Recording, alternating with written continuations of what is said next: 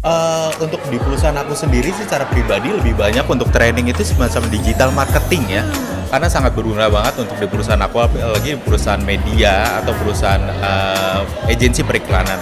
Jadi untuk saat ini sih yang lebih dipentingkan itu adalah digital marketingnya.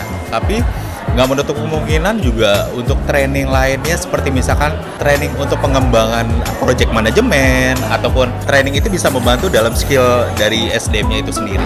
Kalau aku ngelihat ke perusahaanku, karena kita banyakkan orang-orang teknik, kemudian orang teknik kita banyak melakukan paparan dengan klien, yang paling kita butuhkan sebenarnya adalah public speaking gitu, karena kan biasanya ketika melakukan paparan di situ akan klien kita bisa punya ketertarikan atau tidak dengan produk kita begitu ya.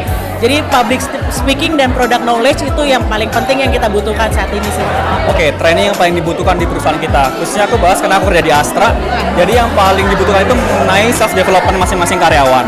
Jadi kalau di Astra itu kita lebih fokus ke bagaimana karyawan itu punya soft skill yang dimiliki, yang misalnya on generalnya ya. Misalnya dia butuh interpersonal skill, lalu butuh di analysis and judgment.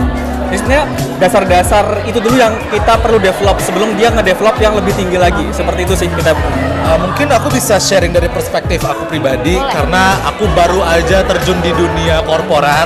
And I'm a Gen Z, jadi mungkin kalau dari aku sendiri lebih ke learning agility dan adaptation ke dunia korporat ya, transisi dari mahasiswa ke official karyawan swasta gitu ya. Jadi kalau dari aku pribadi sih because it's a big step dan aku juga lintas jurusan, jadi menurut aku yang dibutuhkan sih itu adaptationnya sih.